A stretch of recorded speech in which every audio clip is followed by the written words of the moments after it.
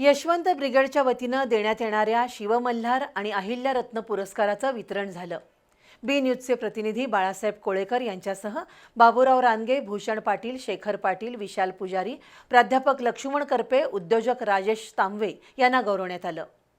यशवंत ब्रिगेडच्या वतीनं माजी खासदार पद्मश्री विकास महात्मे यांचं व्याख्यान तसंच शिवमल्हार आणि अहिल्यारत्न पुरस्कार वितरण सोहळा आयोजित केला होता।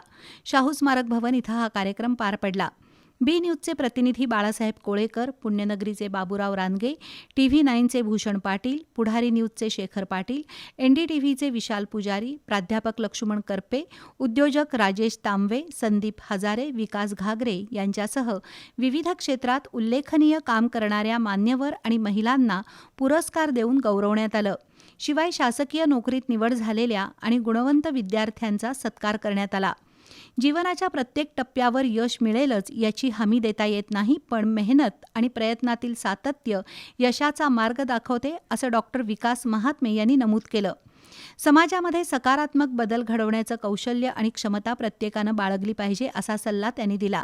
यावेळी यशवंत ब्रिगेडचे अध्यक्ष प्राध्यापक संतोष कोळेकर, प्रदेशाध्यक्ष अमोल गावडे, माजी DYSP नारायण मोटे देसाई, कल्लाप्पाण्णा गावडे, नगरसेवक राजू पुजारी, महिला आघाडीच्या सीमा झोरे, मच्छिंद्र बनसोडे यांच्यासह मान्यवर उपस्थित होते।